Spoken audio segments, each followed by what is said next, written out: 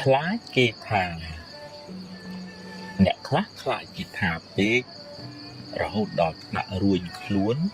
រួញគំនិតមិនហ៊ានធ្វើអ្វីដែលខ្លួនពេញចិត្តរស់នៅដើម្បីតម្រូវតែចិត្តគេរហូតជួនកាលគេមិនទៅបានគិតអីពីយើងផងគេក៏ខ្លាចដូចតែយើងដែរយូរទៅនាំគ្នារស់ទាំងភ័យខ្លាចគ្នាទៅវិញទៅមកយើងមិនអាចតម្រូវចិត្តគេបានគ្រប់គ្នាទេបើអ្នកគិតថាល្អហើយមានប្រយោជន៍ហើយធ្វើឲ្យអស់ពីចិត្តពីថ្លើមឲ្យបានសម្រេចជោគជ័យហើយប្រាប់គេថាអ្វីដែលអ្នកគិតគឺពិតជាត្រឹមត្រូវមិនមែនថាមិនឲ្យស្ដាប់យោបល់គេទេស្ដាប់ចុះតែពិចារណាផងបើគេឲ្យយោបល់ដើម្បីឲ្យអ្នកបានចម្រើនទទួលយកចុះហើយអរគុណគេផងតែបើគ្រាន់តែជាពាក្យបញ្ឈឺឌឺដងទេកុំយកមកទុកក្នុងខួរក្បាលអីបោះចោលទៅហើយត្រូវប្រឹងប្រែងរហូតបានសម្រេចអ្នកនឹងក្លាយជាមនុស្សរឹងមាំមិនស្ថិតក្រោមសម្ពាធអ្នកដទៃទេសូមកុំឲ្យអ្នកដទៃមកគូសវាសជោគវាសនាឲ្យអ្នកឡើយត្រូវប្រឹងឈរដោយខ្លួនឯងសាងសមត្ថភាពនិងគុណធម៌ហើយធ្វើដំណើរទៅមុខដោយភាពស្វាហាប់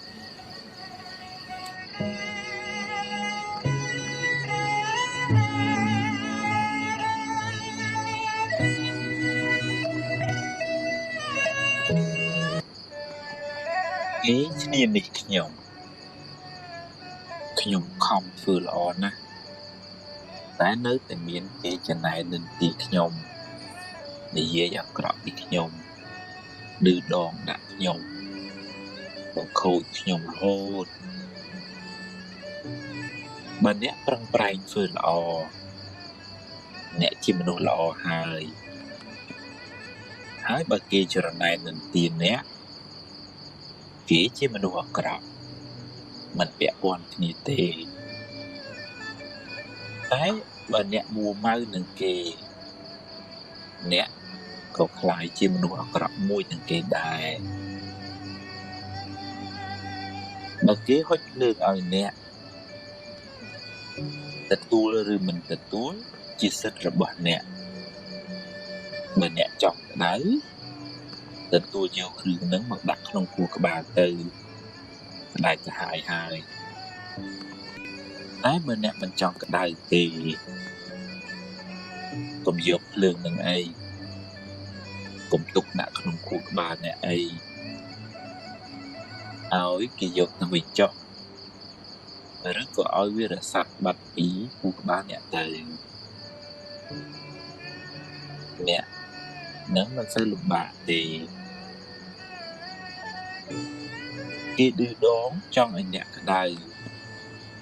បើអ្នកក្តៅតាមគេមែនមានន័យថាអ្នកធ្វើតម្រូវចិត្តសត្រូវរបស់អ្នកហើយគេមានឥទ្ធិពលលើជីវិតអ្នកហើយកុំបណ្ដោយឲ្យអ្នកដទៃមកកំណត់សុខទុក្ខក្នុងចិត្តអ្នកឡើយ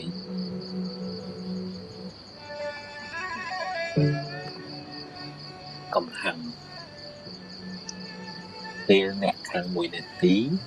អ្នកបានបាត់បង់សេចក្តីសុខអស់60វិនាទីកំហឹងបានដុតផ្លាយសេចក្តីសុខក្នុងចិត្តអ្នកមុនដំងគេមុននឹងរៀនដានដល់អ្នកដទៃសាមញ្ញជនយើងគ្រប់គ្នាតែមានកំហឹងតែកំខឹងយូរពេកខឹងមួយផ្លែតបានហើយរួចផ្លេចទៅកុំគុំទុកអីព្រោះឲ្យគុំទៅក្តៅទៅខ្លួនឯងជួនកាលគេមិនដឹងខ្លួនផង រៀនខន្តីខ្លះទៅអ្វីមិនចេះតែបានតាមចង់ទេកុំមួម៉ៅក្តៅក្រហាយពេកអីគ្មានបានអីមកផងបានតែកើតទុកថាងរៀនអត់អោនយោគយល់ខ្លះទៅមានណាចង់ខុសចង់ក្រក់ទេបញ្ញែបញ្យល់គ្នាទៅបើទៅធ្វើតាមជាការល្អតែបើគេមិនធ្វើតាមទេក៏មិនដឹងធ្វើម៉េចហើយបើក្តៅក្រហាយទៅក៏បានត្រឹមតែកើតទុកទៅទេហើយបាបទៀតប្រឹងណែនាំឲ្យអស់ពីលទ្ធភាពទៅហើយសប្បាយចិត្តនឹងអ្វីដែលយើងអាចធ្វើបានទើបមិនសូវកើតទុកអ្នកអាចបង្កើតរូបគេបានតែមិនអាចបង្កើតចិត្តគេបានទេសត្វលោកប្រព្រឹត្តទៅតាមកម្មរបស់ខ្លួកំហឹងមួយផ្លែកំហុសមួយជីវិតកុំយកកំហឹងជាម្ចាស់ក្នុងការសម្រេចចិត្តត្រូវធ្វើជាម្ចាស់កំហឹងវិញ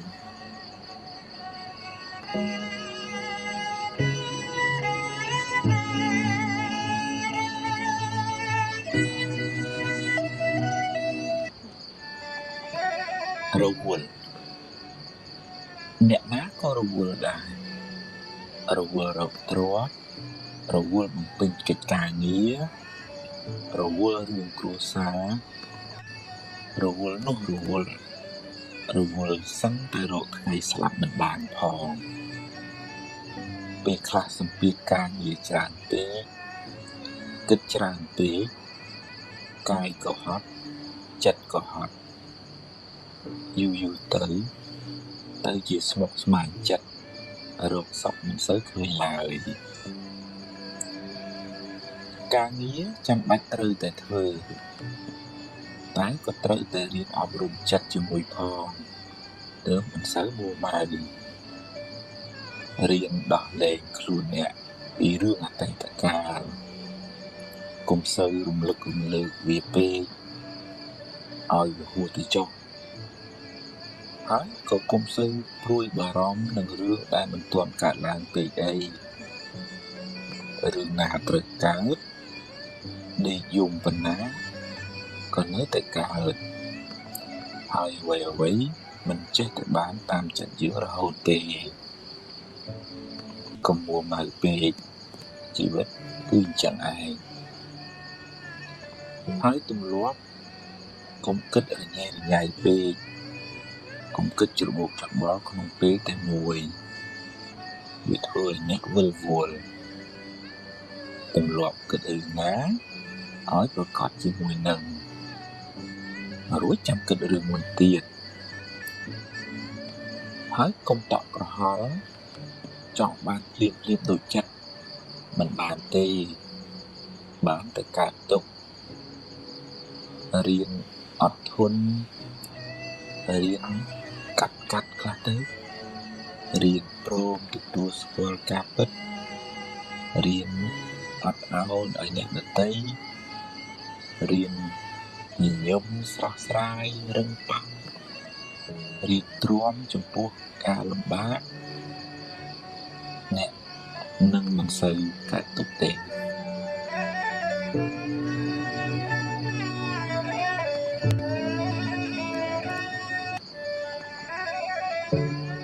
ស្មុគស្មាញចិត្តបើអ្នកចូលចិត្តប្រមូលរឿងក្តៅក្រហាយដាក់ក្នុងខួរក្បាលអ្នកច្រើនពេកអ្នកនឹងស្មុគស្មាញច្រើនមិនខានអ្នកខ្លះចូលចិត្តស្ពាយរឿងអតីតកាលរឿងដែលកន្លងហួសទៅហើយដេកស្ដាយក្រោយដេកអោបរហូតមិនព្រមយកវាទៅកប់ចោលទេហើយអ្នកខ្លះទៀតចូលចិត្តគិតច្រើនដេកភ័យស្រមើស្រមៃបង្កើតរឿងមកបន្លាចខ្លួនឯងតាមពិតទៅរឿងនោះមិនទាំងទាន់កើតឡើងផងបើតែយ៉ាងនេះយូរទៅ ចិត្តអ្នកកាន់តែស្មុគស្មាញទៅដោយសារតែមិនព្រមបោះចោលខ្លះប្រឹងដើរប្រមូលសម្រាមបន្ថែមរាល់ថ្ងៃរឿងអីថាមិនលំបាកដើម្បីបានសេចក្តីសុខកុំឲ្យស្មុគស្មាញច្រើនទាល់តែរៀនកាត់ខ្លះរៀនបោះចោលខ្លះរៀនព្រមខ្លះនិងរៀនប្រឈមមុខចំពោះការពិតខ្លះទោះបីរឿងល្អរឿងមិនល្អក៏ប្រឹងដោះស្រាយទៅកុំស្មុគស្មាញពេកជីវិតគ្មានសេរីទេស្មុគស្មាញច្រើនជីវិតមិនសូវបានសុខទេ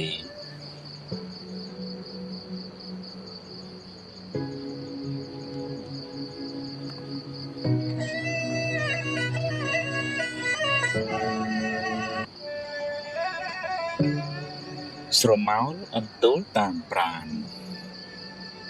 បើអ្នកញញឹមដាក់កញ្ចក់នឹងញញឹមដាក់អ្នកវិញបើអ្នកព្រោះស្រូវហើយមើលថែវាត្រឹមត្រូវអ្នកនឹងទទួលបានផលត្រឡប់មកវិញមិនខានបើអ្នកមានចិត្តល្អចិត្តត្រជាក់ចិត្តស្ងប់អ្នកនឹងបានសុខច្រើនហើយបើអ្នកមួម៉ៅក្តៅក្រហាយច្រើនជីវិតអ្នកនឹងមិនសូវបានសុខឡើយកម្មឲ្យផលភ្លាមមិនចាំបាច់ជាតិមុខជាតិក្រោយឡើយបើអ្នកធ្វើល្អដោយចិត្តស្អាតបរិសុទ្ធមិនចង់បានការតបស្នងអ្នកពិតជាបានបុណ្យច្រើនហើយក៏បានសុខច្រើនដែរនឹងមិនសូវខកចិត្តទេបើគេដឹងគុណក៏ល្អបើគេមិនដឹងទេជារឿងរបស់គេអំពើល្អអ្នកបានធ្វើរួចហើយធ្វើល្អចង់បានការតបស្នងសងគុណមិនសូវបានបុណ្យទេម្យ៉ាងទៀតជីវិតនេះក៏មានឥទ្ធិពលពីកម្មចាស់ដែរអ្នកខ្លះធ្វើតែអំពើល្អបែរទៅជាជួបតែរឿងមិនល្អទៅវិញមិនដឹងថាបានសាងកម្មអីពីមុនមកសូមកុំអស់សង្ឃឹមកុំយល់ច្រឡំថាធ្វើបុណ្យហើយបែរទៅជាទទួលបាបវិញឲ្យសោះបើអ្នកដាំដូងអ្នកមិនអាចបានផ្លែស្វាយឡើយរឿងអាក្រក់ជាផលនៃបាបកម្មចាស់ចំណែកបុណ្យថ្មីមិនទាន់មានពេលឲ្យផលនៅឡើយពេលធ្វើអំពើអាក្រក់អាចនាំឲ្យអ្នកសប្បាយរីករាយឆាប់មានឆាប់បានតែវាជាការផឹកទឹកឃ្មុំដែលលាយដោយថ្នាំពឹសផ្អែមមុនដំបូងទើបពុលជាខាងក្រោយពេលបាបឲ្យផលទើបស្រែកថាហេតុអ្វីជីវិតខ្ញុំក៏មានទុក្ខច្រើនម្ល៉េះកម្មអ្នកណាកម្មយើងទេកុំបន្ទោសអ្នកណាឡើយ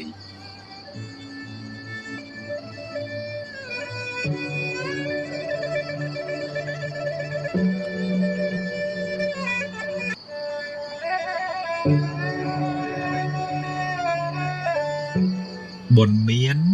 ទ្រព្យនៅបើបុណ្យអ្នកនៅមានរួមផ្សំជាមួយការប្រុងប្រយ័ត្នផងទ្រព្យអ្នកមិនងាយបាត់បង់ទៅណាទេតែពេលណាអ្នកអស់បុណ្យហើយអ្នកមានសេះសល់បាបពីមុនមកផងទ្រព្យឃើញនៅនឹងភ្នែកក៏យកមិនបានឬត្រូវបាត់បង់ខូចខាតទៅវិញបាបកម្មនាំឲ្យរកស៊ីមិនឡើងឬខាតចុងខាតដើមមានដូចជាកឹបគេងទ្រព្យគេជំពាក់លុយគេមិនសង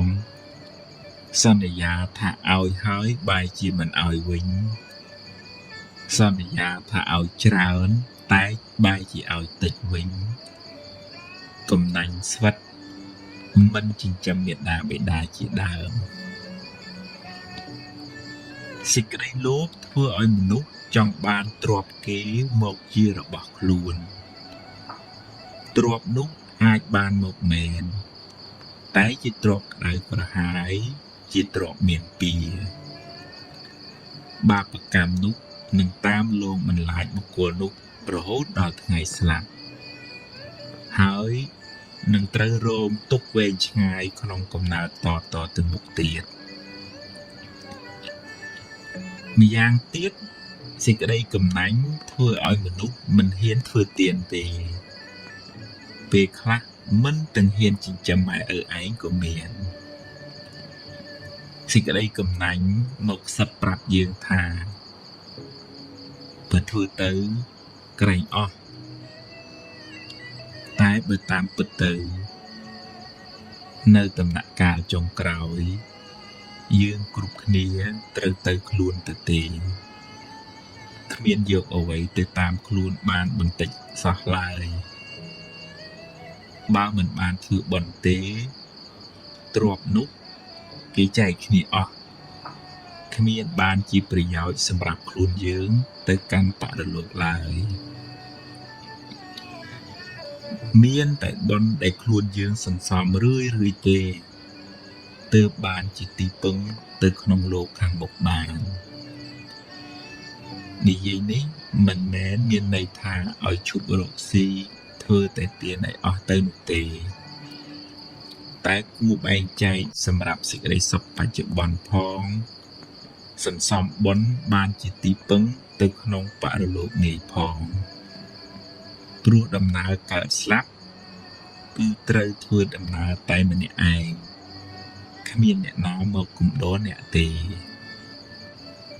រីឯបុណ្យដែលនាំឲ្យអ្នកចម្រើនដោយទ្រព្យសម្បត្តិរកស៊ីធូរគឺការចេះធ្វើទានសង្គ្រោះដល់អ្នកលំដាប់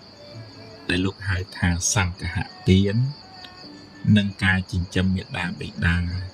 ទំនុកបម្រុងអ្នកមានសិលជាដើមដែលលោកហៅថាបូជាទានបុគ្គលដែលមានចិត្តសប្បុរសមានចិត្តមេត្តាមិនកំណាញ់មិនគិតតែខ្លួនឯង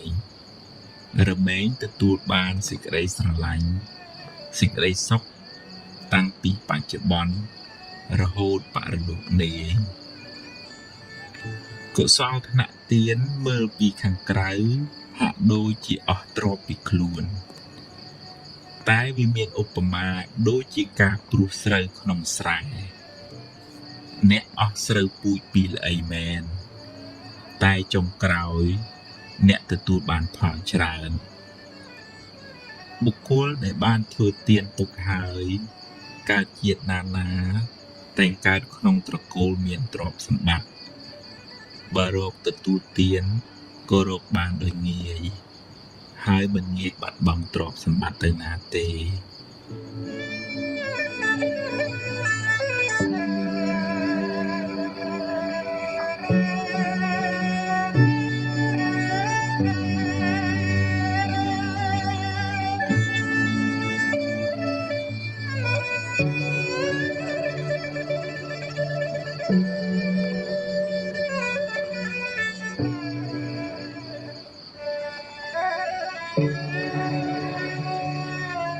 មេរៀនអាចថាមានពេលខ្លះអ្នកគិតមិនបានគ្រប់ជ្រុងជ្រោយហើយក៏និយាយជ្រុលជ្រោះឬសម្រេចចិត្តខុសដែលនាំឲ្យខូចខាតប្រយោជន៍ឬបាត់បង់ទ្រព្យធនជាដើមសូមកុំស្ដីបន្ទោសខ្លួនឯងច្រើនពេកអីដំណើរជីវិតតែងមានខុសខ្លះអីចឹងឯងគ្មានអ្នកណាម្នាក់បានល្អ 100% ទេអាយុនៅក្មេងចិត្តគំនិតក៏នៅក្មេងខ្ចីធ្វើឲ្យអ្នកឆាប់ឈៀងឆាវហើយគិតខ្លីវាជាដំណើរធម្មតានៃការវិវត្តផ្នែកខួរក្បាលនិងចិត្តគំនិត បើខុសឆ្គងសូមការអនុគ្រោះលើកលែងពីគេទៅកុំខ្មាស់អៀនអីរួចហើយងើបឡើងបន្តដំណើរទៅមុខទៀតផ្ដល់ឱកាសឲ្យខ្លួនឯងជាលើកទី2ក្មេងធ្លាប់ដួលរាប់សិបដងតម្រាំចេះដើរចាត់ទុកកំហុសខុសឆ្គងនិងបរាជ័យទាំងនោះថាជាមេរៀនជាបទពិសោធន៍សម្រាប់ការសម្រេចចិត្តឲ្យបានត្រឹមត្រូវនៅថ្ងៃក្រោយរឿងមិនល្អធ្វើឲ្យអ្នកឈឺចាប់តែវាជួយអ្នកឲ្យមើលឃើញបញ្ហាបានច្បាស់ជាងមុនស្គាល់មនុស្សបានប្រកបជាងមុនអង្គុលីមៀលផុងខ្លួនធ្វើខុសដល់សម្លាប់មនុស្សរាប់រយរាប់ពាន់នាក់តែចុងក្រោយបានតាំងចិត្តកែខ្លួនបួសជាបព្វជិតហើយបានត្រាស់ជាព្រះអរហន្តបានជាសាវកដ៏ឆ្នើមរបស់ព្រះពុទ្ធជាម្ចាស់ទៀតផងអ្នកបានធ្វើកំហុសពីមុនមកហើយចេះកែប្រែខ្លួនព្រះពុទ្ធជាម្ចាស់ទ្រង់សរសើរថាជាបណ្ឌិតជីវិតបានភ្លឺត្រចះត្រចង់ឧបមាដូចជាព្រះច័ន្ទបានចេញផុតពីពពកដូច្នោះឯង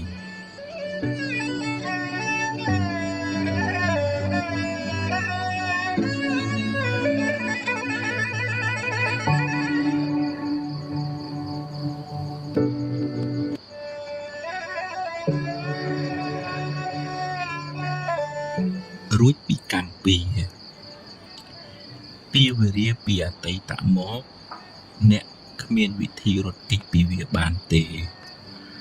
ព្រោះអ្នកមិនអាចបកក្រោយហើយកែទង្វើដែលអ្នកបានធ្វើក្នុងអតីតកាលបានឡើយតែពីវេរាទៅថ្ងៃមុខអ្នកអាចជៀសបានដោយកម្លាំងនៃការរក្សាសិលបានដល់ការប្រព្រឹត្តល្អដោយកាយវាចាចិត្តការមិនបៀតបៀនមិនធ្វើឲ្យអ្នកដទៃក្តៅក្រហាយមានដូចជាការមិនប៉ះពាល់ជីវិតអ្នកដទៃការមិនគិតកេងលួចទ្រព្យអ្នកដទៃការមិនធ្វើឲ្យកូនប្រពន្ធអ្នកដទៃក្តៅក្រហាយការមិនកុហកបោកប្រាស់ជាដើមពេលអ្នកមិនបានធ្វើឲ្យអ្នកដទៃក្តៅក្រហាយគេក៏មិនមានចិត្តចងពៀមិនមានបំណងអាក្រក់ដាក់អ្នកវិញដែរដោយសារអ្នកមិនបានធ្វើអាក្រក់ដាក់អ្នកដទៃអ្នកក៏មានចិត្តស្រស់ស្រាយមិនភ័យខ្លាចមិនព្រួយបារម្ភរឿងមានទោសពៃឬខ្លាចគេធ្វើអាក្រក់ដាក់អ្នកវិញឡើយនោះហើយជាចិត្តដែលរួចផុតពីពៀវេរាមនុស្សមានពៀគឺជាមនុស្សដែលបៀតបៀនគេធ្វើឲ្យអ្នកដទៃក្តៅក្រហាយមនុស្សមានចិត្តចងគំនុំគុំគួនខ្លួនក៏លំបាកព្រោះភ្លើងកំហាំងឆេះក្នុងចិត្តរាល់ថ្ងៃហើយគេក៏ក្តៅក្រហាយព្រោះទង្វើអាក្រក់របស់យើងម្យ៉ាងទៀតពៀវេរានោះនឹងជាប់តាមគ្នាវែងឆ្ងាយក្នុងសង្សារវដ្តបើអ្នកដាំពូជភ្លើងអ្នកនឹងបានផលក្តៅក្រហមក្រហាយត្រឡប់មកវិញបើអ្នកធ្វើឲ្យគេក្តៅក្រហាយអ្នកនឹងបានភាពក្តៅក្រហាយនោះមកវិញគ្រាន់តែយូរឬឆាប់ប៉ុណ្ណោះបើអ្នកបានសាងល្អរក្សាសិលពេលបច្ចុប្បន្នឈ្មោះថាអ្នកមិនបានសាងពៀវេរាទៅថ្ងៃមុខតែបើអ្នកមានកម្មពៀវេរាពីអតីតជាតិមកអ្នកត្រូវទទួលផលកម្មនោះវិញអ្នកមិនអាចរត់គេចពីកម្មចាស់បានទេសូម្បីតែព្រះពុទ្ធជាម្ចាស់ក៏ត្រូវទទួលផលកម្មចាស់ដែរតែដោយអំណាចនៃអំពើល្អដោយអំណាចនៃសិល ដែលអ្នកបានរក្សាពេលបច្ចុប្បន្នកម្លាំងបុណ្យនោះអាចជួយសម្រាលទុក្ខបានខ្លះដែរតាមកម្លាំងរបស់វាឧបមាដូចជាអ្នកស្លសម្លជ្រុលជាប្រៃទៅហើយអ្នកអាចដាក់ទឹកថែមដើម្បីឲ្យវាសាបបានខ្លះយ៉ាងណាមិញបើអ្នកបានជ្រុលជាធ្វើបាបកម្មខ្លះទៅហើយអ្នកមិនអាចកែប្រែវាបានទេតែអ្នកអាចធ្វើអំពើល្អថ្មីដែលជួយអ្នកឲ្យបានផលល្អផលថ្មីជាបន្តបន្ទាប់ចន្លោះពេលដែលបាបឲ្យផលនោះឯងយើងគ្រប់គ្នាគួរយល់ដឹងថាគ្មានវិធីសាស្ត្រណាគ្មានបុគ្គលណាឬព្រះណាអាចបញ្ជាអ្នកឲ្យរួចពីផលនៃកម្មចាស់ដែលអ្នកបានធ្វើឡើយព្រោះបើអាចធ្វើបានមែនវាជារឿងអយុត្តិធម៌ណាស់ធ្វើអាក្រក់ហើយទៅសុំឲ្យរួចពីផលកម្មដែលខ្លួនបានធ្វើតែបើអ្នកប្រឹងប្រែងអប់រំចិត្តលះបង់នៅកិលេសអស់បានខ្លាយជាព្រះអរហន្តហើយបរិនិព្វានកម្មលែងតាមទាន់កម្មរោគម្ចាស់លែងឃើញព្រោះព្រះអរហន្តលែងមានជាតិកំណើតតទៅមុខទៀតហើយអ្នកអាចធ្វើបុណ្យឧទ្ទិសកុសលជូនដល់មនុស្សសត្វដែលធ្លាប់មានពាវេរានឹងគ្នាហើយតាំងចិត្តរក្សាសិលឲ្យបានល្អចាប់ពីពេលនេះតទៅបុណ្យកុសលទឹកចិត្តមេត្តានឹងជួយអ្នកឲ្យបានសុខមិនសូវជួបទុក្ខច្រើនឡើយ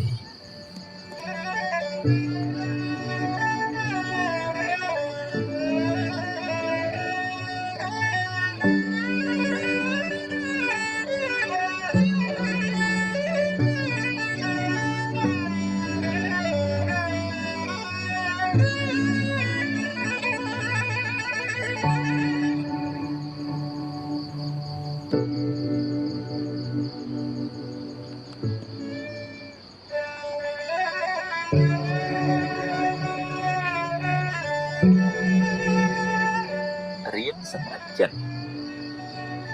មុននឹងសម្រេចចិត្តគិតឲ្យបានច្បាស់លាស់សិន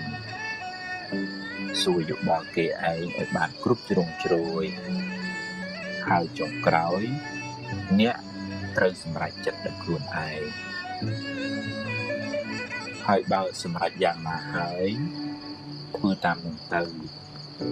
កុំសាវ៉ាដូរចុះដូរឡើងពីអីព្រោះវាធ្វើឲ្យរំខានចិត្តខ្លាំងមិនសូវបានសុខទេហើយបើឧបមាថាការសម្រេចចិត្តនោះខុសនាំឲ្យខូចខាតបាត់បង់សូមគុំទម្លាប់បន្ទោសគេបន្ទោសឯងឬមួម៉ៅក្តៅក្រហាយស្ដីបន្ទោសខ្លួនឯងយូរពេកអីចាត់ទុកថាវាជាផលនៃបាបចាស់ទៅចុះកុំស្ដាយពេកអីព្រោះស្ដាយទៅបានត្រឹមតែខូចចិត្តយកវាជាមេរៀនគិតសារជាថ្មីឡើងវិញធ្វើឲ្យបានប្រសើរជាងមុន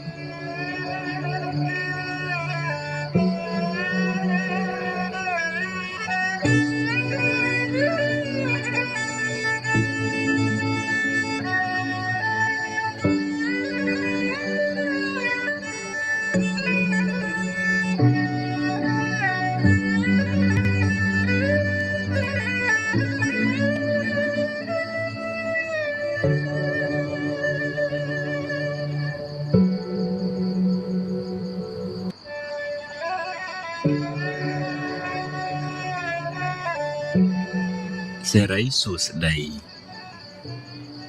មួម៉ៅច្រើនសេរីរត់ចេញ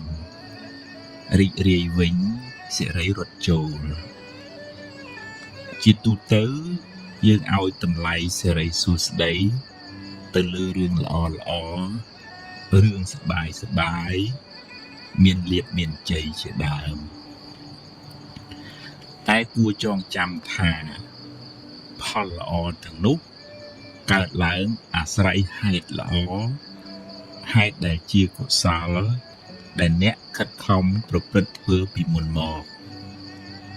ហេតុនៃសេរីសួស្តីនោះមានដូចជា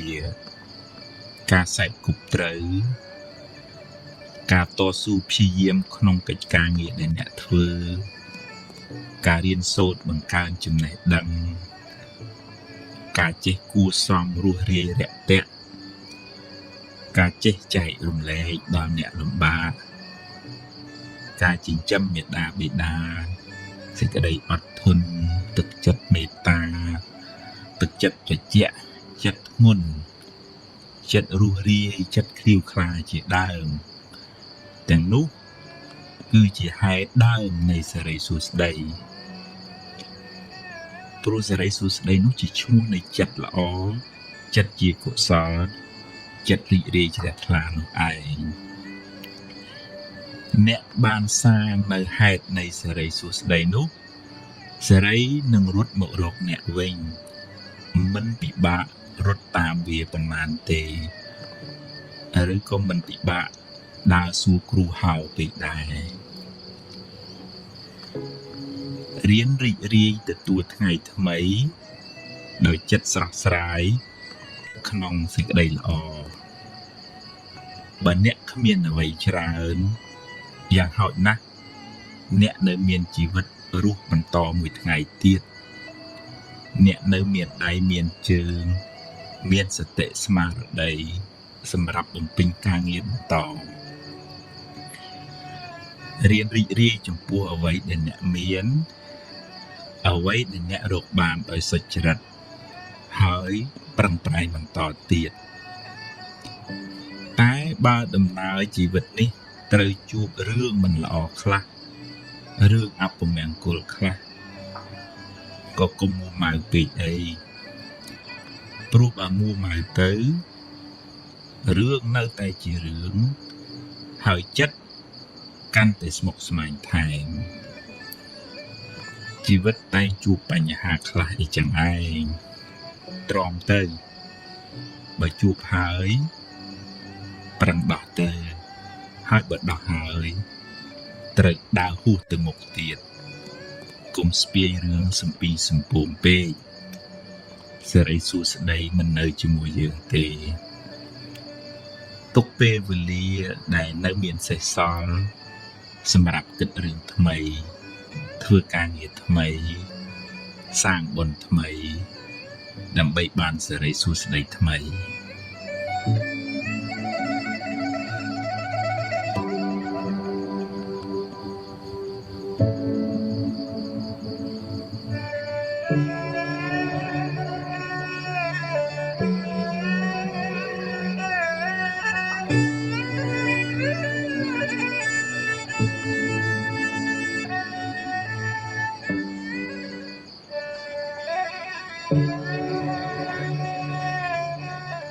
ហួសហើយអតីតកាលល្អក្តីមិនល្អក្តីបានកន្លងហួសទៅហើយទោះបីអ្នកស្ដាយប៉ុណ្ណាក៏ទាញមកវិញមិនបានដែរអនុញ្ញាតឲ្យវាប្រែប្រួលតាមដំណើរនៃធម្មជាតិរបស់វារឿងល្អជាផលនៃកម្មល្អដែលអ្នកបានសាងរឿងមិនល្អជាផលនៃអកុសលកម្មដែលអ្នកបានប្រព្រឹត្តពីមុនមកជីវិតរបស់មនុស្សម្នាក់ប្រព្រឹត្តទៅតាមកម្លាំងកម្មដែលខ្លួនបានធ្វើពីអតីតផងកម្មក្នុងពេលបច្ចុប្បន្នផងអ្នកមិនអាចរត់គេចពីផលនៃកម្មបានឡើយរឿងខ្លះកើតឡើងហួសពីការស្មានរបស់អ្នកហើយអ្នកគ្មានសមត្ថភាពទៅបង្គាប់បញ្ជារឿងខាងក្រៅបានទាំងស្រុងទេកម្លាំងអ្វីស្មើដោយកម្លាំងកម្មមិនមានឡើយណដ្ឋិកម្មੰសមੰពលៈបើមានហេតុគ្រប់គ្រាន់រឿងនឹងកើតឡើង អ្វីមិនមែនជារឿងចៃដន្យទេបើអ្នកបានជួបរឿងមិនល្អហើយអ្នកកើតចិត្តមួម៉ៅក្តៅក្រហាយអ្នកបានបង្កើនទុកនោះឲ្យមានទម្ងន់ទ្វេដងរឿងក៏អាក្រក់ចិត្តក៏មួម៉ៅទុកទាំងកាយទុកទាំងចិត្តណាស់ហើយចុះរឿងបានកន្លងផុតទៅហើយចាត់ទុកជាមេរៀនជាបទពិសោធន៍សម្រាប់ការសម្រេចចិត្តលើកក្រោយចាប់ផ្ដើមសារជាថ្មីគិតរឿងថ្មីនិយាយរឿងថ្មីធ្វើកិច្ចការងារថ្មីលទ្ធផលក៏បានថ្មីដែរអតីតកាលមិនមែនជាផ្ទះសម្រាប់អ្នកនៅទេវាគ្រាន់តែជាស្រមោលទេតើតែបើរឿងអតីតកាលនោះជារឿងល្អជារឿងបុណ្យកុសលអ្នកអាចចងចាំនិងរំលឹករំលើកដល់អំពើល្អនោះរឿយដើម្បីឲ្យចិត្តបានរីករាយម្ដងទៀតបានបុណ្យម្ដងទៀត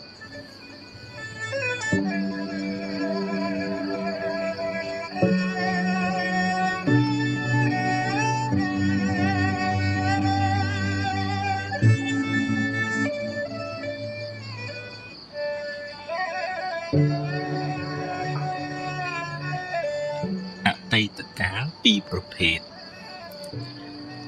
អតីតកាលខ្លះល្អអតីតកាលខ្លះមិនល្អទេជារឿងធម្មតាសម្រាប់ជីវិតមនុស្សម្នាក់ហើយអតីតកាលទាំងពីរនោះបានរលត់បាត់ទៅហើយអ្នកមិនអាចបកក្រោយទៅកែប្រែវាបានទេតែបើអ្នកគិតត្រូវអ្នកអាចកែច្នៃវាបានជាប្រយោជន៍សម្រាប់សាងអនាគតល្អទៅខាងមុខបើអតីតកាលនោះជារឿងល្អជារឿងបុណ្យកុសលអ្នកអាចរំលឹករំលើកវាឡើងវិញដើម្បីឲ្យចិត្តបានជ្រះថ្លាម្ដងទៀតបានសប្បាយចិត្តម្ដងទៀតអ្នកក៏ឈ្មោះថាបានធ្វើបុណ្យម្ដងទៀតដែរដែលនៅក្នុងធម៌លោកហៅថាអបរចេតនាឧស្សាហ៍រំលឹកដល់ទានដែលអ្នកបានឲ្យដល់អំពើល្អដែលអ្នកបានសាងរំលឹកឲ្យបានរឿយចិត្តអ្នកបានចម្រើនដោយបុណ្យចម្រើនដោយភាពត្រជាក់ត្រជុំឧបមាដូចជាការចាក់ទឹកដាក់ជីដល់ដំណាំដែលអ្នកបានដាំដំណាំនោះនឹងផ្ដល់ផលកាន់តែច្រើនឡើងតែបើអតីតកាលនោះជារឿងមិនល្អជារឿងអកុសលចាត់ទុកថាវាជាផលបាបចាស់ទៅចុះយកវាជាមេរៀនជាមូលដ្ឋាននៃការប្រុងប្រយ័ត្នលើក្រោយហើយអនុញ្ញាតឲ្យវាកន្លងហួសទៅកុំស្ដាយអីព្រោះបើស្ដាយទៅក៏មិនអាចកែប្រែអ្វីបានដដែលហើយបើអ្នករំលឹករំលើកវាញឹកញាប់ពេកវាមានតែនាំឲ្យចិត្តអ្នកក្តៅក្រហាយប៉ុណ្ណោះ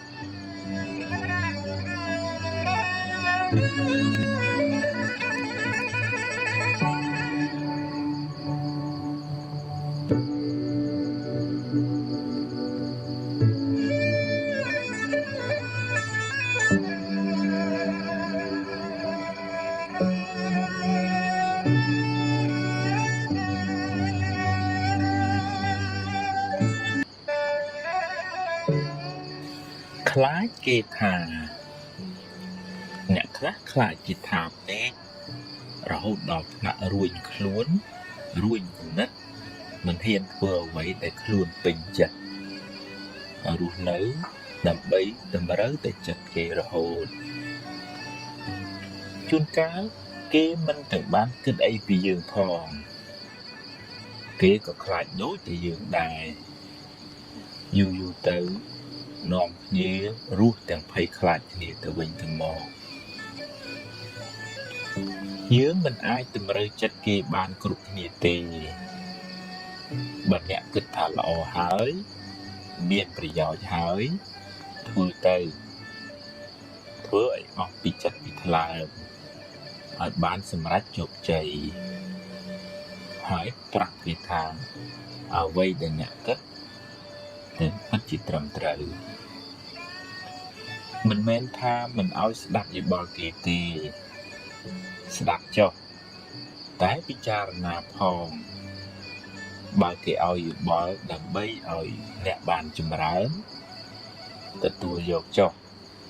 ហើយអរគុណគេផងតែបើគ្រាន់តែជាពាក្យមិនឈឺឌឺដងទេកុំយកមកទុកក្នុងខួរក្បាលអីបោះចោលទៅហើយត្រូវប្រឹងប្រែងរហូតបានសម្រេចអ្នកនឹងក្លាយជាមនុស្សរឹងមាំមិនថិតក្រោមសម្ពាធអ្នកដទៃទេសូមកុំឲ្យអ្នកដទៃមកគូសវាសជោគវាសនាឲ្យអ្នកឡើយត្រូវប្រឹងឈរដោយខ្លួនឯងសាងសមត្ថភាពនិងគុណធម៌ហើយធ្វើដំណើរទៅមុខដោយភាពស្វាហាប់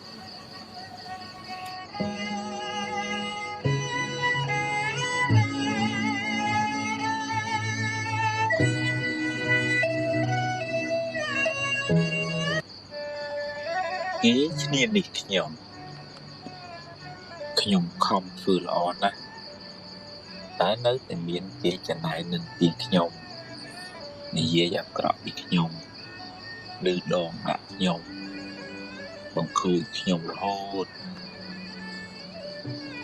បើអ្នកប្រឹងប្រែងធ្វើល្អអ្នកជាមនុស្សល្អហើយបើគេច្រណែននឹងទានអ្នកគេជាមនុស្សអាក្រក់មិនពាក់ព័ន្ធគ្នាទេតែបើអ្នកមួម៉ៅនឹងគេអ្នកក៏ខ្លាយជាមនុស្សអាក្រក់មួយនឹងគេដែរបើគេហុចភ្លើងឲ្យអ្នកទទួលឬមិនទទួលជាសិទ្ធិរបស់អ្នកបើអ្នកចង់ក្តៅទទួលយករឿងហ្នឹងមកដាក់ក្នុងខួរក្បាលទៅក្តៅទៅហើយតែបើអ្នកមិនចង់ក្តៅទេកុំយកភ្លើងនឹងអីកុំទុកដាក់ក្នុងខួរក្បាលអ្នកអីឲ្យគេយកទៅវិញចុះឬក៏ឲ្យវារសាត់បាត់ពីខួរក្បាលអ្នកទៅអ្នកនឹងមិនសូវលំបាកទេ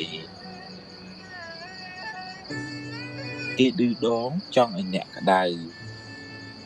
បើអ្នកក្តៅតាមគេមែនមានន័យថាអ្នកធ្វើតម្រូវចិត្តសត្រូវរបស់អ្នកហើយគេមានឥទ្ធិពលលើជីវិតអ្នកហើយកុំបណ្ដោយឲ្យអ្នកដទៃ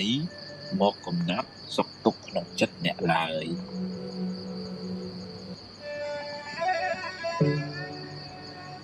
កំហាំងពេលអ្នកខាង1នាទីអ្នកបានបាត់បង់សេចក្តីសុខអស់60វិនាទីកំហាំងបានបិទថ្លាយសេចក្តីសុខក្នុងចិត្តអ្នកមុនដំបូងគេមុននឹងរៀនដល់អ្នកដទៃសាមញ្ញជនយើងគ្រប់គ្នាតែមានកំហាំងតែកំហាំងយូរពេកខាងមួយផ្លែបានហើយដូចភ្លេចទៅកុំគុំទុកអីព្រោះបើគុំទៅដៅទៅខ្លួនឯងជួនកាលគេមិនទាំងដឹងខ្លួនផងរៀនខន្តីខ្លះទៅអ្វីមិនចេះតែបានតាមចង់ទេកុំមួម៉ៅខ្លាចប្រហែលពេកអីគ្មានបានអីមកផង បានទៅកើតទុកថាងរៀនអត់អោនយុយល់ខ្លះទៅមានអ្នកណាចង់ខុសចង់ក្រក់ទេបញ្ញែបញ្យល់គ្នាទៅបើគេធ្វើតាមជាការល្អតែបើគេមិនធ្វើតាមទេក៏មិនដឹងធ្វើម៉េចហើយបើក្តៅក្រហាយទៅក៏បានត្រឹមតែកើតទុកទៅទេហើយបាបទៀតប្រាំងណែនាំឲ្យអស់ពីលទ្ធភាពទៅ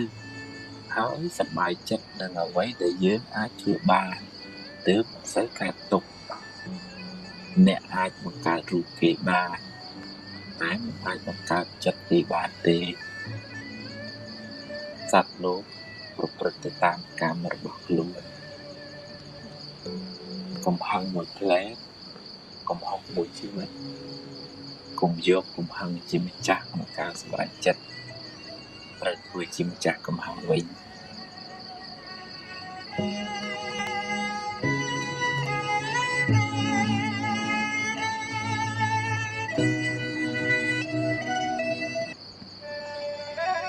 រវល់អ្នកណាក៏រវល់ដែររវល់រកទ្រព្យរវល់បំពេញកិច្ចការងាររវល់រឿងគ្រួសាររវល់នោះរវល់សឹងតែរកថ្ងៃស្លាប់មិនបានផងពេលខ្លះសម្ពាធការងារច្រើនពេកគិតច្រើនពេកកាយក៏ហត់ចិត្តក៏ហត់យូរទៅជាស្មុគស្មាញចិត្តរកសុខមិនសូវគ្មានឡើយការងារចាំបាច់ត្រូវតែធ្វើតែក៏ត្រូវតែរៀនអប់រំចិត្តជាមួយផងទើបមិនសូវមួម៉ៅរៀនដោះលែងខ្លួនអ្នកពីរឿងអតីតកាលកុំសូវរំលឹករំលើកវាពេកឲ្យហួសទៅចុះហើយក៏កុំសូវព្រួយបារម្ភនឹងរឿងដែលមិនទាន់កើតឡើងពេកអីរឿងណាត្រូវកើតដេកយំប៉ុណ្ណាក៏នៅតែកើតហើយអ្វីមិនចេះតែបានតាមចិត្តយើងរហូតទេកុំមួម៉ៅពេកជីវិតគឺចឹងឯងហើយទម្លាប់កុំគិតរញ៉េរញ៉ៃពេកកុំគិតច្របូកច្របល់ក្នុងពេលតែមួយវាធ្វើឲ្យអ្នកវិលវល់ទម្លាប់គិតរឿងណាឲ្យប្រកបជាមួយនឹងរួចចាំគិតរឿងមួយទៀតហើយកុំតក់ក្រហល់ចង់បានភ្លាមដូចចិត្តមិនបានទេបានតែកើតទុករៀនអត់ធន់រៀនកាត់ខ្លះទៅរៀនព្រមទទួលស្គាល់ការពិតរៀនអត់ឱនឲ្យអ្នកដទៃរៀនញញឹមស្រស់ស្រាយរឹងប៉ឹងរៀនទ្រាំចំពោះការលំបាកអ្នកនឹងមិនសូវកើតទុកទេ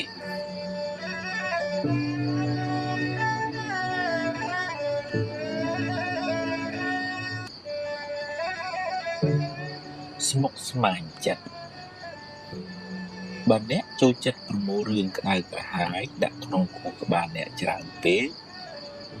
អ្នកនឹងស្មុគស្មាញច្រើនមិនខានអ្នកខ្លះចូលចិត្តស្ពាយរឿងអតីតកាល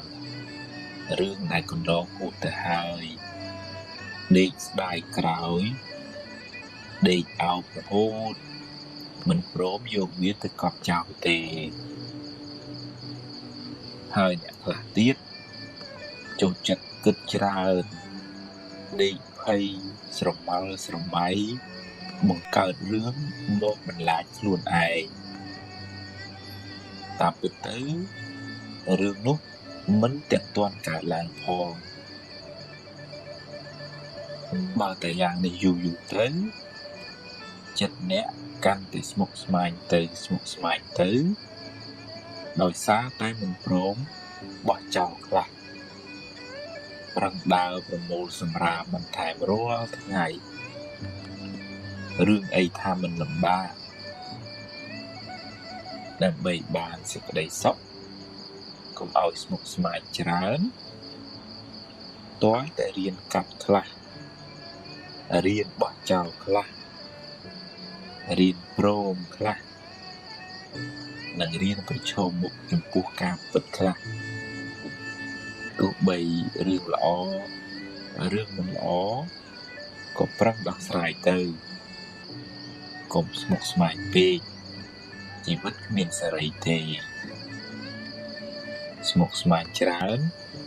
ជីវិតមិនសូវបានសុខទេ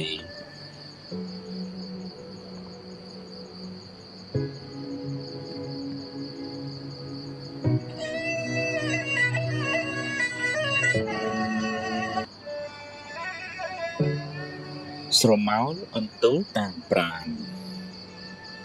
បើអ្នកញញឹមដាក់កញ្ចក់នឹងញញឹមដាក់អ្នកវិញបើអ្នកព្រោះស្រូវហើយមើលថែវាត្រឹមត្រូវអ្នកនឹងទទួលបានផលត្រឡប់មកវិញមិនខានបើអ្នកមានចិត្តល្អចិត្តត្រជាក់ចិត្តស្ងប់អ្នកនឹងបានសុខច្រើនហើយបើអ្នកមួម៉ៅក្តៅក្រហាយច្រើនជីវិតអ្នកនឹងមិនសូវបានសុខឡើយកម្មឲ្យផលភ្លាមមិនចាំបាច់ជាតិមុខជាតិក្រោយឡើយបើអ្នកធ្វើល្អដោយចិត្តស្អាតបរិសុទ្ធមិនចង់បានការតបស្នងអ្នកពិតជាបានបុណ្យច្រើនហើយក៏បានសុខច្រើនដែរនឹងមិនសូវខកចិត្តទេបើគេដឹងគុណក៏ល្អបើគេមិនដឹងទេជារឿងរបស់គេអំពើល្អអ្នកបានធ្វើរួចហើយធ្វើល្អចង់បានការតបស្នងសងគុណមិនសូវបានបុណ្យទេ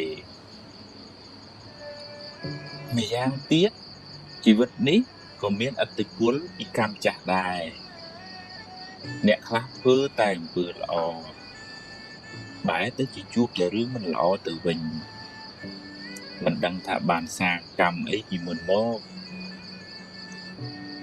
សូមកុំអស់សង្ឃឹមកុំយល់ច្រឡំថាធ្វើបុណ្យហើយបែរទៅជាទទួលបាបវិញឲ្យសោះបើអ្នកដាំដូងអ្នកមិនអាចបានផ្លែស្វាយឡើយរឿងអាក្រក់ជាផលនៃបាបកម្មចាស់ចំណែកបុណ្យថ្មីមិនទាន់មានពេលឲ្យផលនៅឡើយពេលធ្វើអំពើអាក្រក់អាចនាំឲ្យអ្នកសប្បាយរីករាយឆាប់មានឆាប់បានតែវាជាការផឹកទឹកឃ្មុំដែលលាយដោយថ្នាំពឹសផ្អែមមុនដំបូងទើបពុលជាខាងក្រោយពេលបាបឲ្យផលទើបស្រែកថាហេតុអ្វីជីវិតខ្ញុំក៏មានទុក្ខច្រើនម្ល៉េះកម្មអ្នកណាកម្មយើងទេកុំបន្ទោសអ្នកណាឡើយ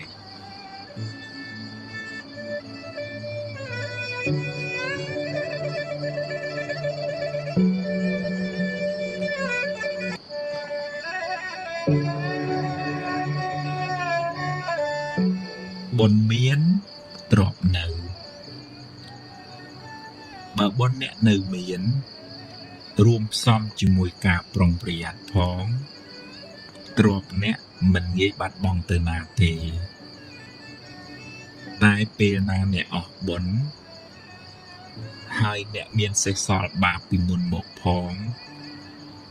ទ្រព្យឃើញនៅនឹងភ្នែកក៏យកមិនបានឬត្រូវបាត់បង់ខូចខាតទៅវិញបាបកម្មនាំឲ្យរកស៊ីមិនឡើងឬខាតចុងខាតដើមមានដូចជាកឹបគេងទ្រព្យគេជំពាក់លុយគេមិនសងសន្យាថាឲ្យហើយបែរជាមិនឲ្យវិញសន្យាថាឲ្យច្រើនតែបែរជាឲ្យតិចវិញកំណាញ់ស្វិតមិនចិញ្ចឹមមាតាបិតាជាដើម សេចក្តីលោភធ្វើឲ្យមនុស្សចង់បានទ្រព្យគេមកជារបស់ខ្លួនទ្រព្យនោះអាចបានមកមែនតែជាទ្រព្យក្តៅក្រហាយជាទ្រព្យមានពៀបាបកម្មនោះនឹងតាមលងបន្លាចបុគ្គលនោះរហូតដល់ថ្ងៃស្លាប់ហើយនឹងត្រូវរងទុក្ខវែងឆ្ងាយក្នុងកំណើតតទៅមុខទៀតម្យ៉ាងទៀតសេចក្តីកំណាញ់ធ្វើឲ្យមនុស្សមិនហ៊ានធ្វើទានទេពេលខ្លះមិនទាំងហ៊ានចិញ្ចឹមម៉ែឪឯងក៏មានសេចក្តីកំណាញ់មកសិតប្រាប់យើងថាបើធ្វើទៅក្រែងអស់តែបើតាមពិតទៅនៅដំណាក់កាលចុងក្រោយយើងគ្រប់គ្នាត្រូវទៅខ្លួនទៅទេគ្មានយកអ្វីទៅតាមខ្លួនបានបន្តិចសោះឡើយបើមិនបានធ្វើអន់ទេទ្រព្យនោះគេចែកគ្នាអស់គ្មានបានជាប្រយោជន៍សម្រាប់ខ្លួនយើងទៅកាន់បរលោកឡើយមានតែបុណ្យដែលខ្លួនយើងសន្សំរឿយទេទើបបានជាទីពឹងទៅក្នុងលោកខាងមុខបាននិយាយនេះមិនមែនមានន័យថាឲ្យឈប់រកស៊ីធ្វើតែទានឲ្យអស់ទៅនោះទេតែគួរបែងចែកសម្រាប់សេចក្តីសុខបច្ចុប្បន្នផងសន្សំបុណ្យបានជាទីពឹងទៅក្នុងបរលោកនេះផងព្រោះដំណើរកើតស្លាប់គឺត្រូវធ្វើដំណើរតែម្នាក់ឯងគ្មានអ្នកណាមកគំដរអ្នកទេរីឯបុណ្យដែលនាំឲ្យអ្នកចម្រើនដោយទ្រព្យសម្បត្តិរកស៊ីធូរគឺការចេះធ្វើទានសង្គ្រោះដល់អ្នកលំបាកដែលលោកហៅថាសង្ឃហទាននិងការចិញ្ចឹមមាតាបិតាទំនុកបម្រុងអ្នកមានសិលជាដើមដែលលោកហៅថាបូជាទានបុគ្គលដែលមានចិត្តសប្បុរសមានចិត្តមេត្តាមិនកំណាញ់មិនគិតតែខ្លួនឯងរមែងទទួលបានសេចក្តីស្រឡាញ់សេចក្តីសុខតាំងពីបច្ចុប្បន្នរហូតបរលោកនេះកុសលធនៈទានមើលពីខាងក្រៅហាក់ដូចជាអស់ទ្រព្យពីខ្លួនតែវាមានឧបមាដូចជាការព្រុសស្រូវក្នុងស្រែអ្នកអស់ស្រូវពូជពីល្អីមែនតែចុងក្រោយអ្នកទទួលបានផលច្រើនបុគ្គលដែលបានធ្វើទានទុកហើយកើតជាតិណាតែងកើតក្នុងត្រកូលមានទ្រព្យសម្បត្តិបើរកទទួលទានក៏រកបានដោយងាយហើយមិនងាយបាត់បង់ទ្រព្យសម្បត្តិទៅណាទេ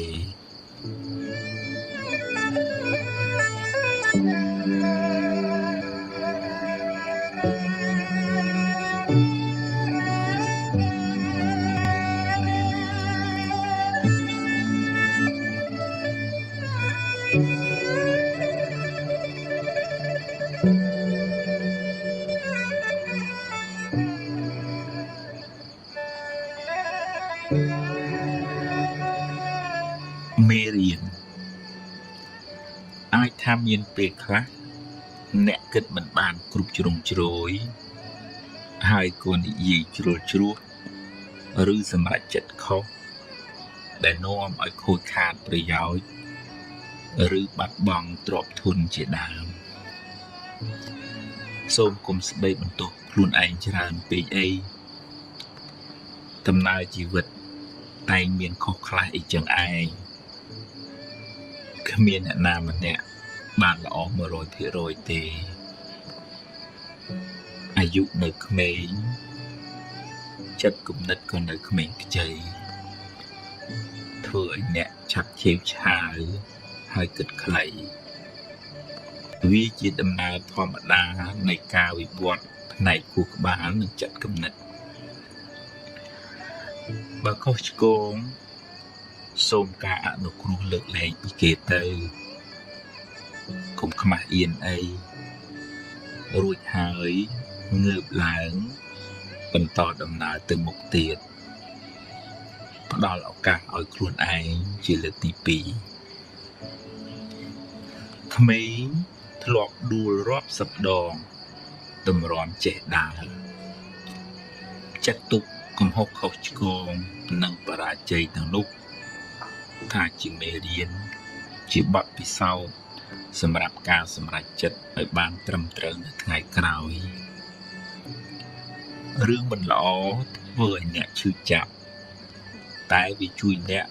ឲ្យមើលឃើញបញ្ហាបានច្បាស់ជាងមុនស្គាល់មនុស្សបានប្រកបជាងមុនអង្គុលីមៀលផុងខ្លួនធ្វើខុសដើរសម្លាប់មនុស្សរាប់រយរាប់ពាន់នាក់តែចុងក្រោយបានតាំងចិត្តកែខ្លួនបួសជាបព្វជិតហើយបានត្រាស់ជាព្រះអរហន្តបានជាសាវកដ៏ឆ្នើមរបស់ព្រះពុទ្ធជាម្ចាស់ទៀតផងអ្នកបានធ្វើកំហុសពីមុនមកហើយចេះកែប្រែខ្លួនព្រះពុទ្ធជាម្ចាស់ទ្រង់សរសើរថាជាបណ្ឌិតជីវិតបានភ្លឺត្រចះត្រចង់ឧបមាដូចជាព្រះច័ន្ទបានចេញផុតពីពពកដូច្នោះឯង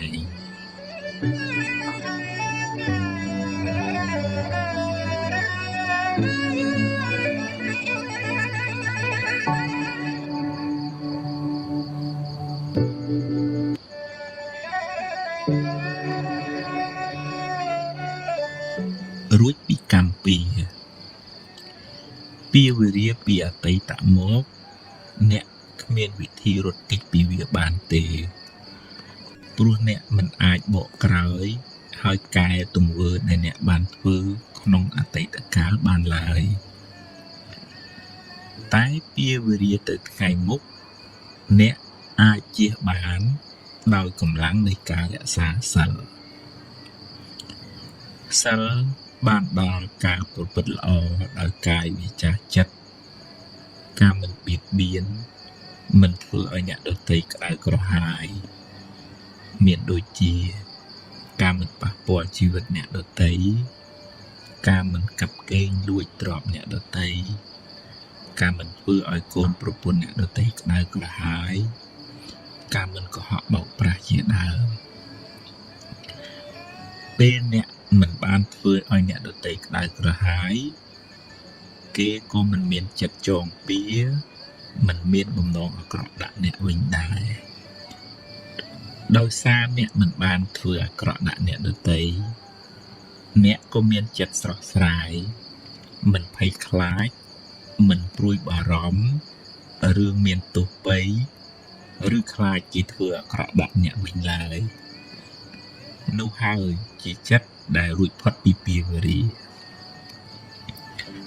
មនុស្សមានពៀគឺជាមនុស្សដែលបៀតបៀនគេធ្វើឲ្យអ្នកដទៃក្តៅក្រហាយមនុស្សមានចិត្តចងគំនុំគុំគួនខ្លួនក៏លំបាកព្រោះភ្លើងកំហាំងឆេះក្នុងចិត្តរាល់ថ្ងៃហើយគេក៏ក្តៅក្រហាយព្រោះទង្វើអាក្រក់របស់យើងម្យ៉ាងទៀតពាវិរិយនោះនឹងជាប់តាមគ្នាវែងឆ្ងាយក្នុងសង្សារវដ្តបើអ្នកដាំពូជភ្លើងអ្នកនឹងបានផលក្តៅក្រហល់ក្រហាយត្រឡប់មកវិញបើអ្នកធ្វើឲ្យគេក្តៅក្រហាយអ្នកនឹងបានភាពក្តៅក្រហាយនោះមកវិញ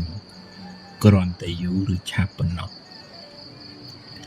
បើអ្នកបានសាងល្អរក្សាសិលពេលបច្ចុប្បន្នឈ្មោះថាអ្នកមិនបានសាងពាវរិយទៅថ្ងៃមុខតែបើអ្នកមានកម្មពាវរិយពីអតីតជាតិមកអ្នកត្រូវទទួលផលកម្មនោះវិញអ្នកមិនអាចរត់គេចពីកម្មចាស់បានទេសូម្បីតែព្រះពុទ្ធជាម្ចាស់ក៏ត្រូវទទួលផលកម្មចាស់ដែរតែដោយអំណាចនៃអំពើល្អដោយអំណាចនៃសិលដែលអ្នកបានរក្សាពេលបច្ចុប្បន្នកម្លាំងបុណ្យនោះអាចជួយសម្រាលទុក្ខបានខ្លះដែរតាមកម្លាំងរបស់វា ឧបមាដូចជាអ្នកស្លសម្លជ្រុលជាប្រៃទៅហើយអ្នកអាចដាក់ទឹកថែមដើម្បីឲ្យវាសាបបានខ្លះយ៉ាងណាមិញបើអ្នកបានជ្រុលជាធ្វើបាបកម្មខ្លះទៅហើយ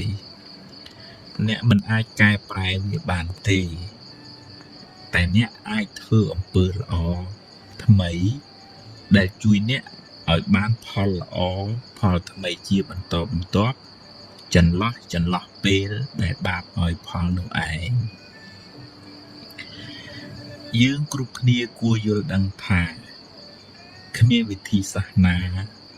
គ្មានបុគ្គលណាឬព្រះណាអាចបញ្ជាអ្នកឲ្យរួចពីផលនៃកម្មចាស់ដែលអ្នកបានធ្វើឡើយព្រោះបើអាចធ្វើបានមែនវាជារឿងអយុត្តិធម៌ណាស់ធ្វើអាក្រក់ហើយទៅសុំឲ្យរួចពីផលកម្មដែលខ្លួនបានធ្វើតែបើអ្នកប្រឹងប្រែងអប់រំចិត្តលះបង់នៅកិលេសអស់បានខ្លាយជាព្រះអរហន្តហើយបរិនិព្វានកម្មលែងតាមទាន់កម្មរោគម្ចាស់លែងឃើញព្រោះព្រះអរហន្តលែងមានជាតិកំណើតតទៅមុខទៀតហើយអ្នកអាចធ្វើបុណ្យឧទ្ទិសកុសលជូនដល់មនុស្សសត្វដែលធ្លាប់មានពាវនានឹងគ្នាហើយតាំងចិត្តរក្សាសិលឲ្យបានល្អចាប់ពីពេលនេះតទៅបុណ្យកុសលទឹកចិត្តមេត្តានឹងជួយអ្នកឲ្យបានសុខមិនសូវជួបទុក្ខច្រើនឡើយ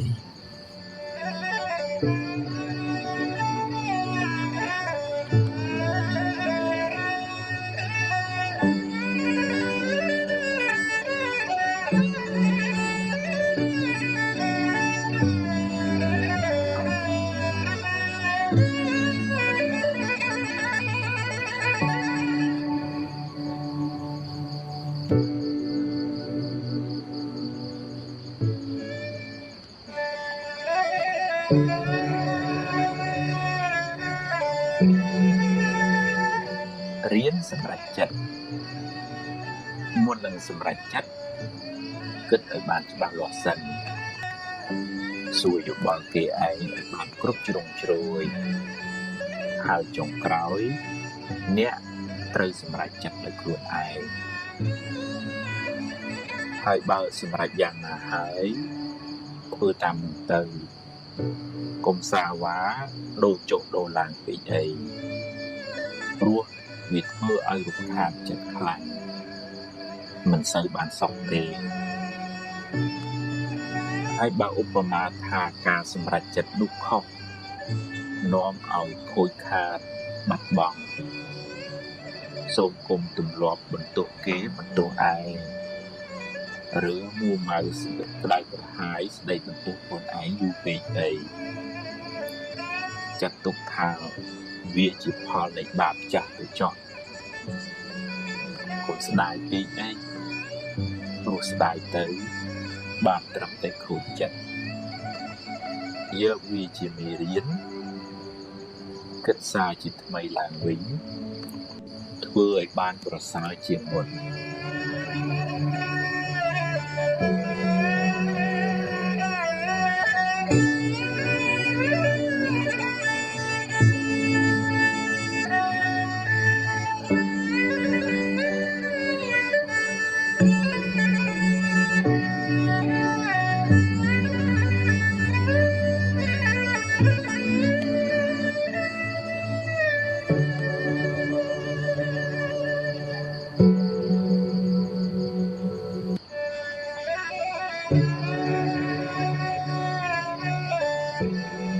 សេរីសួស្តីមួម៉ៅច្រើនសេរីរត់ចេញរីករាយវិញសេរីរត់ចូលជាទូទៅយើងឲ្យតម្លៃសេរីសួស្តីទៅលើរឿងល្អរឿងសប្បាយមានលាភមានជ័យជាដើមតែគួរចងចាំថាផលល្អទាំងនោះកើតឡើងអាស្រ័យហេតុល្អហេតុដែលជាកុសល ដែលអ្នកខិតខំប្រព្រឹត្តធ្វើពីមុនមកហេតុនៃសេរីសួស្តីនោះមានដូចជាការសេពគប់ត្រូវការតស៊ូព្យាយាមក្នុងកិច្ចការងារដែលអ្នកធ្វើការរៀនសូត្របង្កើនចំណេះដឹងការចេះគួរសមរស់រាយរាក់ទាក់ការចេះចែករំលែកដល់អ្នកលំបាកការចិញ្ចឹមមេត្តាបិតាសេចក្តីអត់ធន់ទឹកចិត្តមេត្តាទឹកចិត្តត្រជាក់ចិត្តធ្ងន់ចិត្តរស់រាយចិត្តឃ្លាវខ្លាជាដើមទាំងនោះគឺជាហេតុដើមនៃសេរីសួស្តីព្រោះសេរីសួស្តីនោះជាឈ្មោះនៃចិត្តល្អចិត្តជាកុសលចិត្តរីករាយជ្រះថ្លានោះឯងអ្នកបានសាងនៅហេតុនៃសេរីសួស្តីនោះសេរីនឹងរត់មករកអ្នកវិញមិនពិបាករត់តាមវាប៉ុន្មានទេឬក៏មិនពិបាកដើរសួរគ្រូហៅពេកដែររៀនរីករាយទទួលថ្ងៃថ្មីដោយចិត្តស្រស់ស្រាយក្នុងសេចក្តីល្អបើអ្នកគ្មានអ្វីច្រើនយ៉ាងហោចណាស់អ្នកនៅមានជីវិតរស់បន្តមួយថ្ងៃទៀតអ្នកនៅមានដៃមានជើងមានសតិស្មារតីសម្រាប់បំពេញការងារបន្តរៀនរីករាយចំពោះអ្វីដែលអ្នកមានអ្វីដែលអ្នករកបានដោយសុចរិតហើយប្រឹងប្រែងបន្តទៀតតែបើដំណើរជីវិតនេះត្រូវជួបរឿងមិនល្អខ្លះរឿងអពមង្គលខ្លះក៏កុំមួម៉ៅពេកអីព្រោះបើមួម៉ៅទៅរឿងនៅតែជារឿងហើយចិត្តកាន់តែស្មុគស្មាញថែមជីវិតតែងជួបបញ្ហាខ្លះអីចឹងឯងទ្រាំទៅបើជួបហើយប្រឹងដោះទៅហើយបើដោះហើយត្រូវដើរហួសទៅមុខទៀត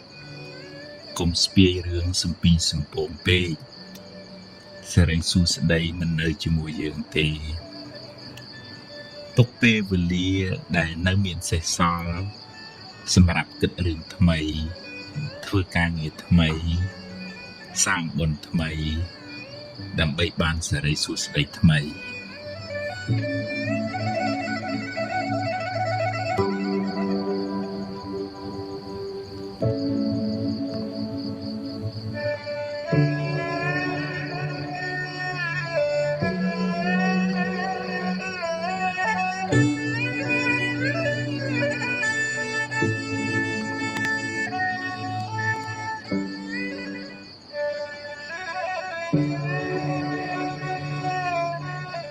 ហួសហើយអតីតកាលល្អក្តីមិនល្អក្តីបានកន្លងហួសទៅហើយទោះបីអ្នកស្ដាយប៉ុណ្ណាក៏ទាញមកវិញមិនបានដែរអនុញ្ញាតឲ្យវាប្រែប្រួលតាមដំណើរនៃធម្មជាតិរបស់វារឿងល្អជាផលនៃកម្មល្អដែលអ្នកបានសាងរឿងមិនល្អជាផលនៃអកុសលកម្មដែលអ្នកបានប្រព្រឹត្តពីមុនមកជីវិតរបស់មនុស្សម្នាក់ប្រព្រឹត្តទៅតាមកម្លាំងកម្មដែលខ្លួនបានធ្វើពីអតីតផងកម្មក្នុងពេលបច្ចុប្បន្នផងអ្នកមិនអាចរត់គេចពីផលនៃកម្មបានឡើយរឿងខ្លះកើតឡើងហួសពីការស្មានរបស់អ្នកហើយអ្នកគ្មានសមត្ថភាព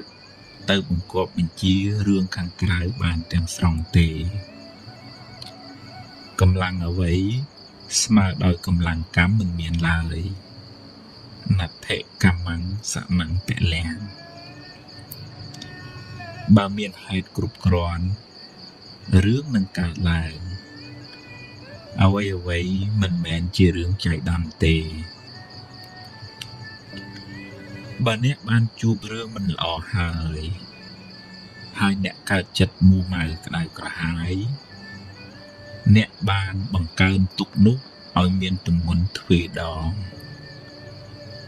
រឿងក៏អាក្រក់ចិត្តក៏មូម៉ៅទុកទាំងកាយទុកទាំងចិត្តណាស់ហើយចុះរឿងបានកន្លងផុតទៅហើយចាត់ទុកជាមេរៀនជាបទពិសោធន៍សម្រាប់ការសម្រេចចិត្តលើកក្រោយចាប់ផ្ដើមសារជាថ្មីគិតរឿងថ្មីនិយាយរឿងថ្មីធ្វើកិច្ចការងារថ្មីលទ្ធផលក៏បានថ្មីដែរ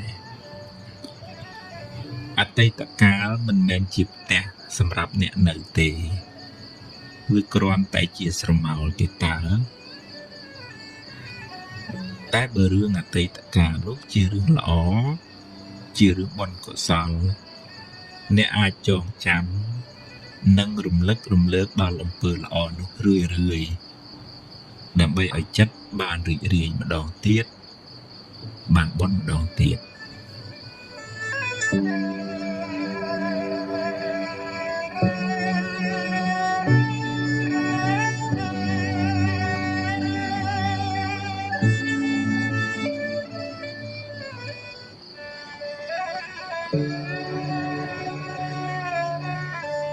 អតីតកាលពីរប្រភេទអតីតកាលខ្លះល្អអតីតកាលខ្លះមិនល្អទេជារឿងធម្មតាសម្រាប់ជីវិតមនុស្សម្នាក់ហើយអតីតកាលទាំងពីរនោះបានរលត់បាត់ទៅហើយអ្នកមិនអាចបកក្រោយទៅកែប្រែវាបានទេតែបើអ្នកគិតត្រូវអ្នកអាចកែច្នៃវាបានជាប្រយោជន៍សម្រាប់សាងអនាគតល្អទៅខាងមុខបើអតីតកាលនោះជារឿងល្អជារឿងបុណ្យកុសលអ្នកអាចរំលឹករំលើកវាឡើងវិញដើម្បីឲ្យចិត្តបានជ្រះថ្លាម្ដងទៀតបានសប្បាយចិត្តម្ដងទៀតអ្នកក៏ឈ្មោះថាបានធ្វើបុណ្យម្ដងទៀតដែរដែលនៅក្នុងធម៌លោកហៅថាអបរចេតនាឧស្សាហ៍រំលឹកដល់ទានដែលអ្នកបានឲ្យដល់អំពើល្អដែលអ្នកបានសាងរំលឹកឲ្យបានរឿយចិត្តអ្នកបានចម្រើនដោយបុណ្យចម្រើនដោយភាពត្រជាក់ត្រជុំឧបមាដូចជាការចាក់ទឹកដាក់ជីដល់ដំណាំដែលអ្នកបានដាំដំណាំនោះនឹងផ្ដល់ផលកាន់តែច្រើនឡើងតែបើអតីតកាលនោះជារឿងមិនល្អជារឿងអកុសលចាត់ទុកថាវាជាផលបាបចាស់ទៅចោះយកវាជាមេរៀនជាមូលដ្ឋាននៃការប្រុងប្រយ័ត្នលើក្រោយហើយអនុញ្ញាតឲ្យវាកន្លងហួសទៅកុំស្ដាយអីព្រោះបើស្ដាយទៅក៏មិនអាចកែប្រែអ្វីបានដែរហើយបើអ្នករំលឹករំលើកវាញឹកញាប់ពេកវាមានតែនាំឲ្យចិត្តអ្នកក្តៅក្រហាយប៉ុណ្ណោះ